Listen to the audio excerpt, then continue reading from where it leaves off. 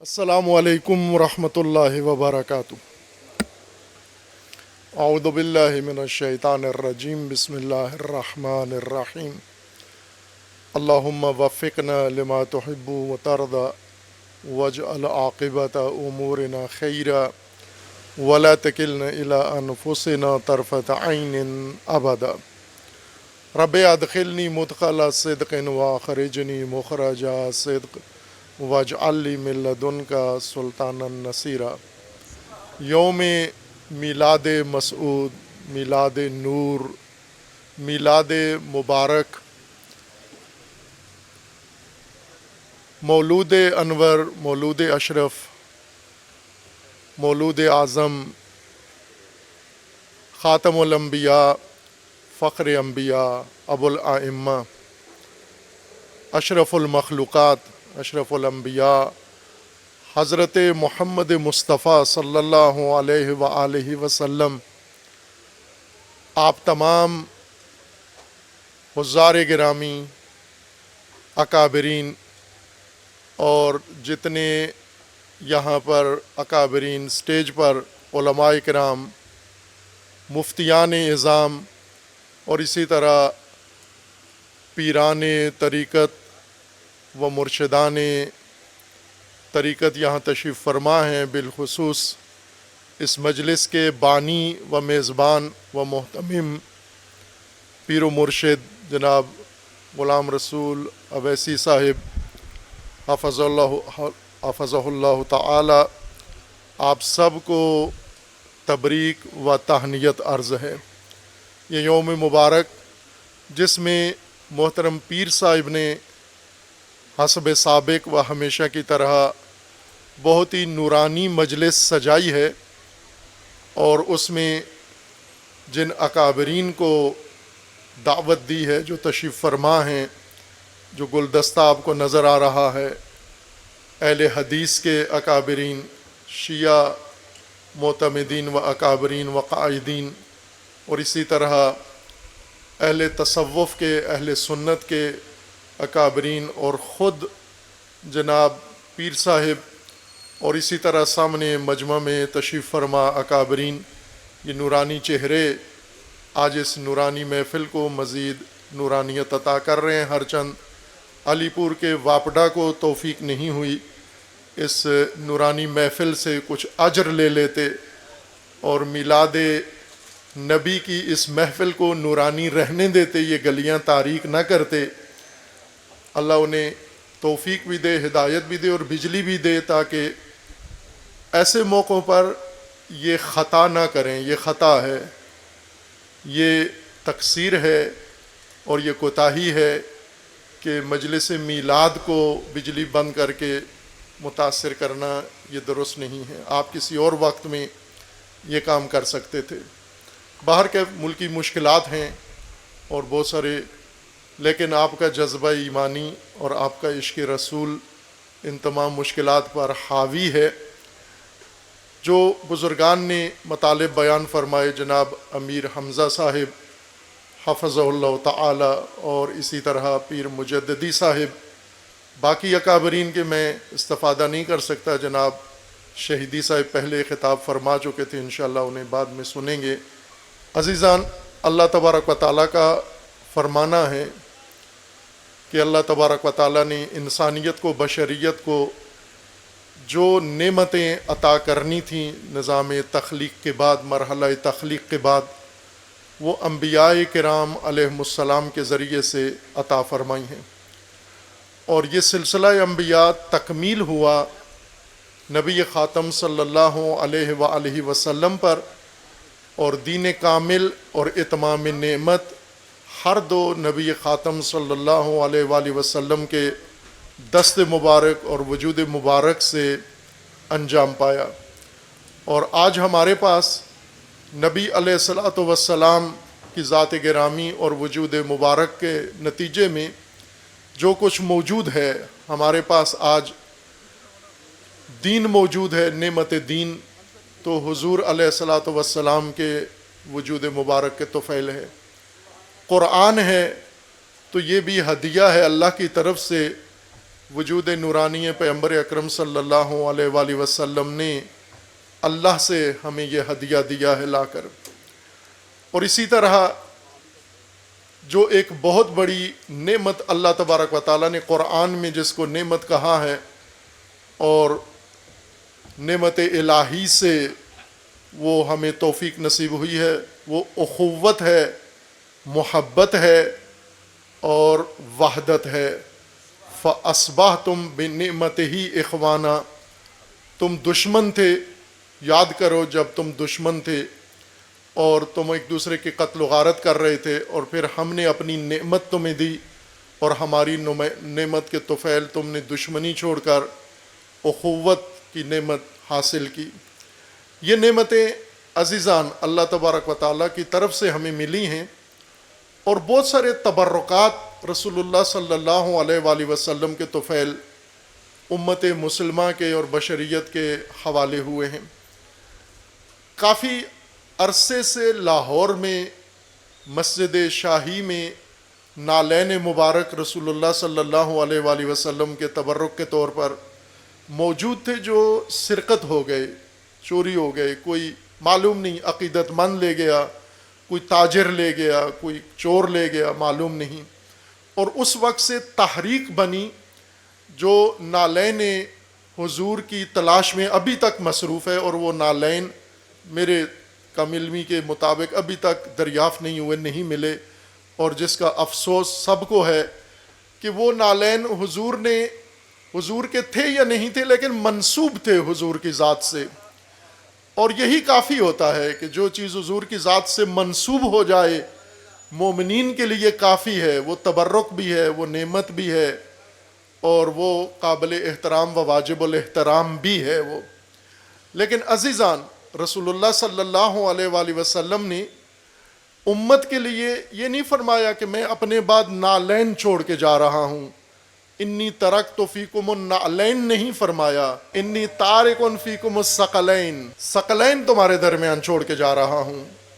اور یہ دو چیزیں، دو ثقلین، دو ثقل، وہ ہیں کہ جب تک تم ان سے متمسک رہو گے، ان سے جڑے رہو گے، گمراہ نہیں ہوگے، متفرق نہیں ہوں گے۔ قرآن اور اطرت، ارچند بعض اہل سنت کی کتابوں میں دو روایات ہیں، دونوں اہل سنت کے ہاں ہیں، کہ ایک میں کتاب اللہ و اطرتی ہے اور ایک میں کتاب اللہ و سنتی ہے۔ دونوں ٹھیک ہیں روایات، دونوں ہی مطلب رسول اللہ صلی اللہ علیہ وآلہ وسلم سے مروی ہیں، اور کوئی فرق نہیں پڑتا، یوں نہیں کہ اطرت اور سنت میں آپس میں کوئی تضاد ہے۔ آپ کہہ لیں تین چیزیں، ایک حدیث میں حضور نے فرمایا کتاب و سنت، اور ایک میں فرمایا کتاب و اطرت، تو کتاب و سنت و اطرت حضور آپ کے لیے سرمایہ چھوڑ کر گئے ہیں، آپ کی دنیا و آخرت کی نجات اور دنیا و آخرت کی ہدایت کا۔ اور جو کچھ اللہ نے فرمایا ہے ما آتاکم الرسول فخذوہ وما نہاکم عنہ فانتہوا، جو رسول لائے ہیں وہ لے لو، اور جس سے روک کے چلے گئے ہیں اس سے رک جاؤ۔ رسول اللہ ہمارے لیے کیا لائے؟ قرآن لے کر آئے، دین لے کر آئے، ہدایت لے کر آئے، محبت لے کر آئے، رحمت لے کر آئے، اخوت لے کر آئے، بھائی چارہ لے کر آئے۔ یہ جو کچھ لائے یہ لے لو، اور جس سے روک دیا اس سے رک جاؤ۔ اور جس چیز سے رسول اللہ نے سب سے زیادہ روکا وہ تفرقہ ہے، وہ کلمہ گو مسلمانوں کے درمیان آپس میں اختلاف و تفرقہ، دشمنی اور نفرت ہے۔ اس سے اللہ نے بھی روکا ہے، لا تفرقوا ولا تکونوا کالذین تفرقوا، تفرقہ مت کرو، اور ان لوگوں کی طرح بھی نہ رہو جن کے اندر تفرقہ ہے، ان کے مشابہ بھی نہ بنو، تفرقہ اپنے اندر نہ آنے دو، فرقے بنا کر اور پھر فرقہ وارانہ جنگ آپس میں شروع نہ کر دو۔ یہ سب سے ناپسندیدہ عمل ہے اللہ کی بارگاہ میں اور رسول اللہ صلی اللہ علیہ وآلہ وسلم کی بارگاہ میں۔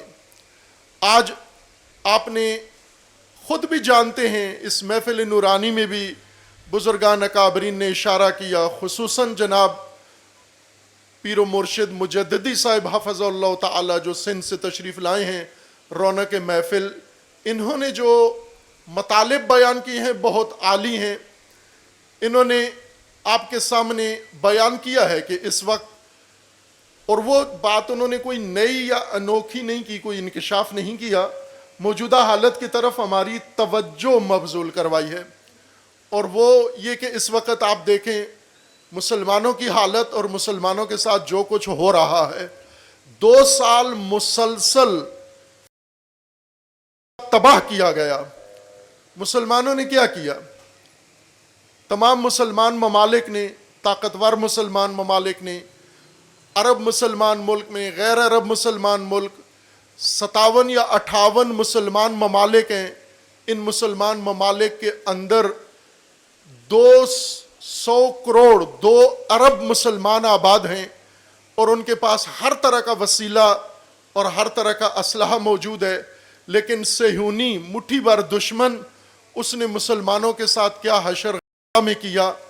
ابھی بھی جب غزہ کا ملبہ ہٹاتے ہیں تو ہر ملبے کے نیچے سے پورا خاندان بچوں اور عورتوں سمیت نکلتا ہے، اور مسلمان ممالک میں فقط اس کی خبر نشر ہوتی ہے، باقی عکس العمل کوئی بھی نہیں دکھاتا.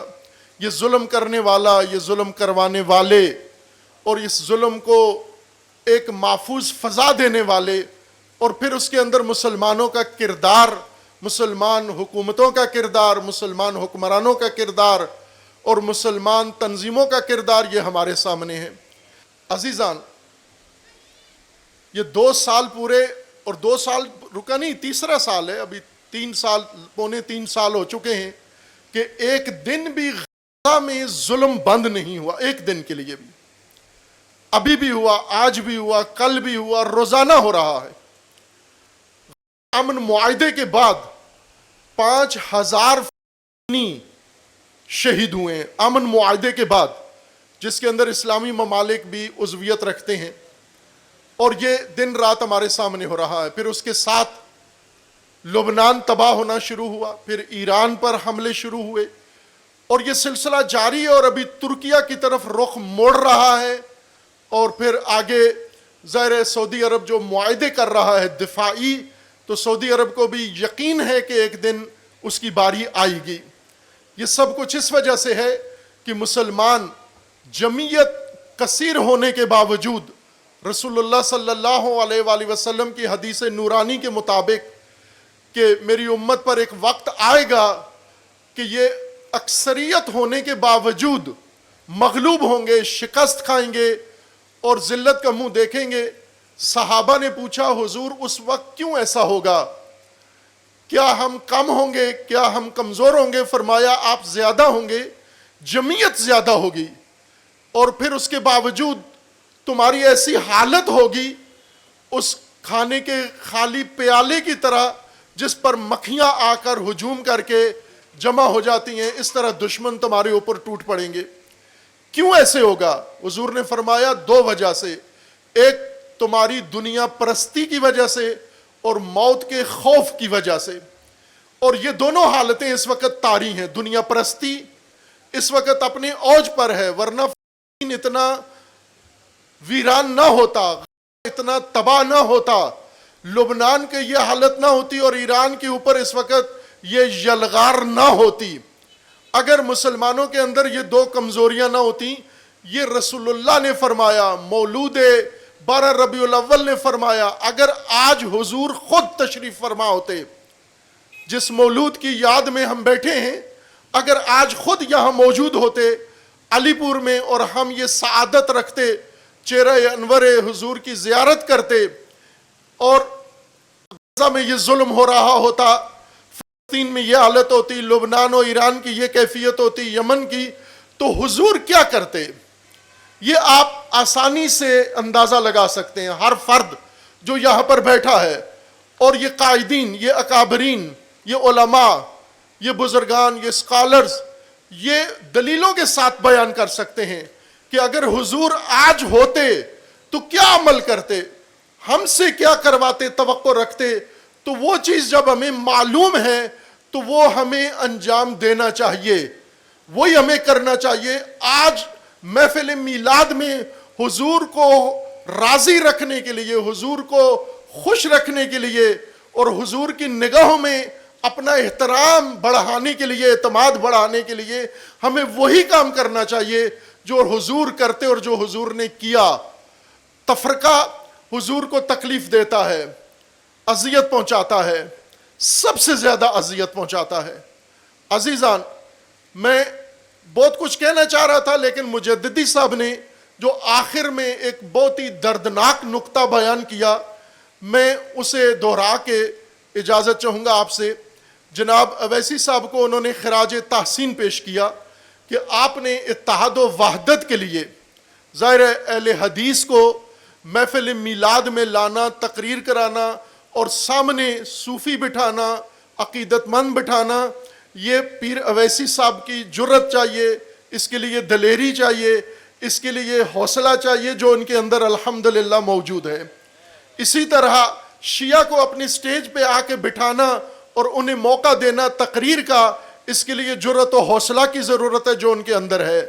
جناب مجددی صاحب نے فرمایا کہ میں نے یہ کام بہت پہلے شروع کیا تھا، کئی سال پہلے شروع کیا تھا، لیکن علماء کی طرف سے دباؤ آیا، مفتیان کی طرف سے دباؤ آیا، اور آستانوں اور پیروں کی طرف سے، نام لیا پیر صاحب نے کہ پیروں کی طرف سے مجھ پر دباؤ آیا، اور اس دباؤ کی وجہ سے میں نے وہ کام چھوڑ دیا، ترک کر دیا۔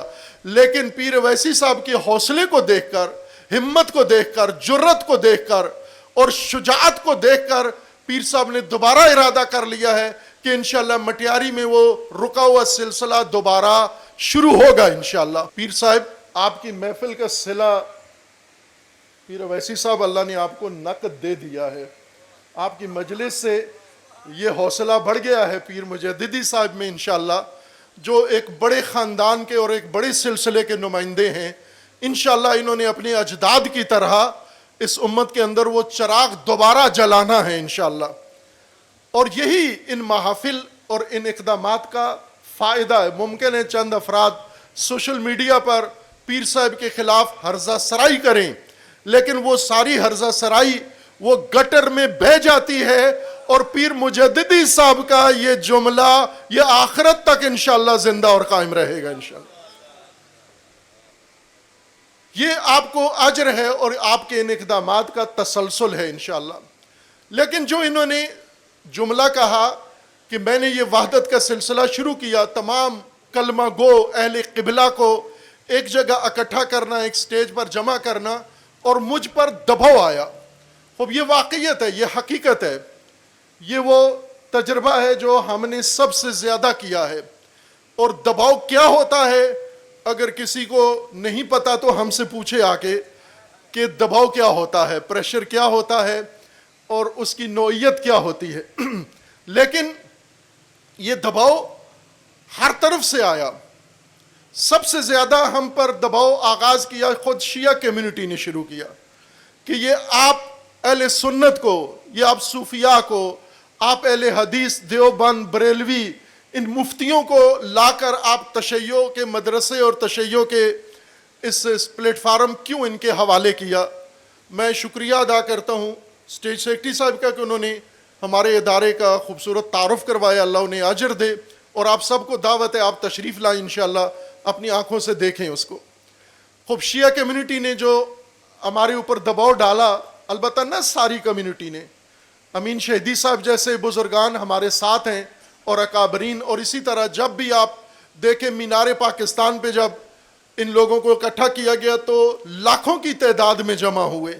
یوں نہیں کہ سب مخالف ہیں، نہ، مخالف بھی ہیں اور اس راہ کو قبول کرنے والے بھی موجود ہیں۔ اور اسی طرح اہل سنت میں سے مختلف لوگ آئے جنہوں نے دباؤ بڑھانا شروع کیا، اور شدید دباؤ بڑھایا، اتنا کمر شکن دباؤ بڑھایا کہ کمر ٹوٹ جاتی اگر اللہ کی تائید نہ ہوتی، اللہ کی نصرت نہ ہوتی، اللہ کی مدد نہ ہوتی، اور پیر اویسی صاحب جیسے بزرگان کا ساتھ نہ ہوتا تو شاید ہم بھی گھبرا جاتے۔ لیکن اللہ نے یہ وسیلے، یہ دست و بازو فراہم کیے اور الحمدللہ قائم رہے، اور آج اس کا نتیجہ ملک بھر میں نظر آ رہا ہے انشاءاللہ۔ یہ دباؤ ہر طرح کا ہوا، گالی گلوچ ہوئی اور تانے ہوئے، تہمتیں ہوئیں، ہر طرح کا، ہر حربہ استعمال کیا گیا۔ کردار کشی ہوئی فرقہ واریت کے حوالے سے اور ابھی تک جاری ہے, اس میں کوئی کمی نہیں آئی. لیکن عزیزان, اللہ تبارک و تعالیٰ نے رسول اللہ صلی اللہ علیہ وآلہ وسلم اور آپ سے پہلے دیگر انبیاء کرام کو جب انسانیت کی ہدایت کے لیے بھیجا تو ساتھ یہ آپشن رکھا کہ جادہ صاف نہیں ہے. یوں نہیں کہ یک طرفہ طور پر آپ جو چاہو کرو, آپ ایک بات کرو گے آپ کے مقابلے میں 10 اٹھ کر کھڑے ہو جائیں گے.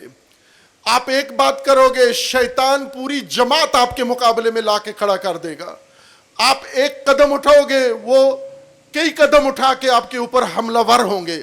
اور سیرت حضور اس بات کی گواہ ہے کہ مکہ میں حضور کیا کرتے تھے, لوگوں کو نقصان تو نہیں پہنچاتے تھے, تفرقہ تو نہیں ڈالتے تھے, کسی کی کردار کشی نہیں کرتے تھے, ہر ایک کا احترام کرتے, کافر و غیر کافر ہر ایک کا احترام کرتے. لیکن اس کے باوجود حضور کو کتنا ستایا گیا, آپ کے ساتھ ایمان لانے والوں کو کتنا ستایا گیا, وہ داستانیں آپ کے ساتھ سامنے ہیں کہ ایک ایک فرد پر کیا ظلم بیتا, لیکن انہوں نے برداشت کیا.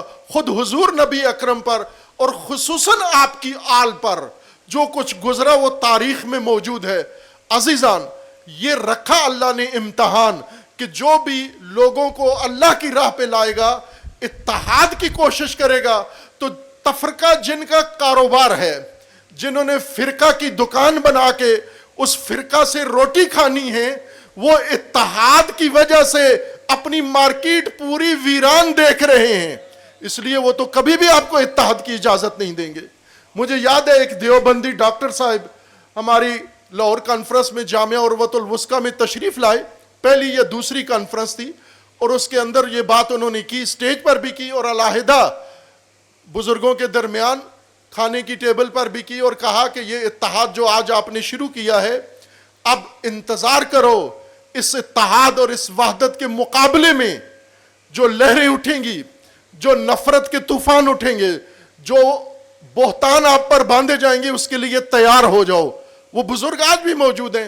تو میں نے ان سے یہ کہا تھا کہ ہم غفلت میں وحدت کے میدان میں نہیں آ رہے, بلکہ ہم کربلا سے اٹھے ہیں اور اس میدان میں آئے ہیں. جو بھی شخص اٹھتا ہے, میں اس لیے یہ عرض کر رہا ہوں کہ یہ راستہ ہم چلے ہیں, ہم نے طے کیا ہے. جناب امیر صاحب یہاں تشریف فرما ہیں, ان کو کہا جاتا ہے سابقہ امیر جماعت اسلامی. بے شک جماعت اسلامی کے سابقہ امیر ہیں, لیکن تحریک آزادی و تحریک بیداری کے موجودہ امیر ہیں. یہ انشاءاللہ یہ تحریک آزادی و تحریک آزادی اور تحریک وحدت امت اور تحریک بیداری کے موجودہ امیر ہیں انشاءاللہ. انہوں نے بھی بارہا اس طرف اشارہ کیا. رہبر شہید کی شہادت کے وقت جب جامعہ عروۃ الوثقیٰ میں جب پروگرام ہوا, اس میں ان کی تقریر موجود ہے, اور وہی بات حامد میر صاحب نے اپنے شو میں کی ہے, اور یہ کہا تھا کہ رہبر شہید نے دنیا اسلام کو جگا دیا ہے, اکٹھا کر دیا ہے, بیدار کر دیا ہے, ایک پیج پر لے آئے ہیں. اب سب سے زیادہ دشمن تفرقہ ڈالنے کے لیے کوششیں کرے گا. امیر صاحب نے ہمیں حکم دیا کہ اگلے مرحلے کی تیاریاں کرو. اگلا مرحلہ کون سا ہے؟ اس وحدت کو توڑنے کے لیے جو کچھ ہوگا اس کا مقابلہ کرنے کے لیے آپ میدان میں رہو. اور ہم نے ان سے یہ عرض کیا تھا کہ ہم میدان میں ہیں, آپ انشاءاللہ قیادت کریں گے تحریک وحدت کی, اور ہم آپ کے ساتھ ہیں. ہم پیر اویسی صاحب کے ساتھ ہیں, ہر قدم پر ان کے ساتھ ہیں, ہر گلی میں ان کے ساتھ ہیں, ہر چوک میں ان کے ساتھ ہیں, ہر سڑک پر ان کے ساتھ ہیں. اور اسی طرح پیر مجددی صاحب نے جو آج ہمیں بھی جگایا ہے, بیدار کیا ہے, اور مشکل کی طرف بھی اشارہ کر دیا. یہ مشکلیں آئیں گی چونکہ نبیوں کی راہوں میں آئی ہیں, ائمہ کی راہ میں آئی ہیں, اہل البیت کی راہ میں آئی ہیں. تو جب سب کی راہ میں یہ مشکلات آئی ہیں تو پھر یہ مشکلات جھیلنا بھی ہمارے لیے فخر ہے. یہ سیرت انبیاء ہے, یہ سنت انبیاء ہے, یہ سنت امام حسین علیہ الصلوۃ والسلام ہے. اس لیے میں پیر مجددی صاحب کی خدمت میں بھی عرض کرتا ہوں, اور ہر ایک جو یہاں تشریف فرما ہے اور جو سامنے ہے اور جو نہیں ہے یہاں پر, آپ امت کی وحدت کے لیے جو قدم اٹھاؤ گے انشاءاللہ ہمیں اپنے ساتھ پاؤ گے آپ. ہم پیچھے نہیں ہٹیں گے. جتنا بھی دباؤ آ جائے, جو بھی میدان میں آ جائے, کفر پورے کا پورا میدان میں آ جائے, ہم اللہ پہ بھروسہ کر کے اس کے مقابلے میں کھڑے ہو جائیں گے. منافقت ساری زمین کی اکٹھی ہو کر ہمارے مقابلے میں وحدت توڑنے کے لیے آ جائے, تفرقہ پھیلانے کے لیے آ جائے, انشاءاللہ ہم رسول اعظم کا جھنڈا لے کر اس کے مقابلے کے لیے تیار ہوں گے. سارے زمانے کی یزیدیت اکٹھی ہو کر جیسا کہ آ گئی ہے اور آ جائے پرچم حسین لے کر, انشاءاللہ ہم اس یزیدیت کے مقابلے میں ڈٹے رہیں گے. اور یہ سارا لشکر حسین ہے جو وحدت کا پرچم لے کر یہاں بیٹھا ہوا ہے. پیر ویسی صاحب اللہ تبارک و تعالی آپ کو سلامت رکھے, حفاظت فرمائے, توفیق دے. اور اسی طرح امیر حمزہ صاحب جنہوں نے پرجوش تقریر کی اور آپ کو آگاہ کیا, یہاں پر تشریف فرما ہوئے. اور اسی طرح پیر مجددی صاحب, امین شہیدی صاحب اور امیر صاحب, یہ سب کے سب انشاءاللہ اس راہ کے راہی ہیں. اور ہم بھی ایک ادنا طالب علم اور ادنا سپاہی کے طور پر آپ امت واحدہ کا ایک حصہ اور ایک قطرہ ہیں انشاءاللہ. اور اللہ توفیق دے, جہاں وحدت کی آواز اٹھے گی وہاں پر ہم انشاءاللہ آپ کے شانہ بشانہ حاضر ہوں گے انشاءاللہ. والسلام علیکم ورحمۃ اللہ وبرکاتہ.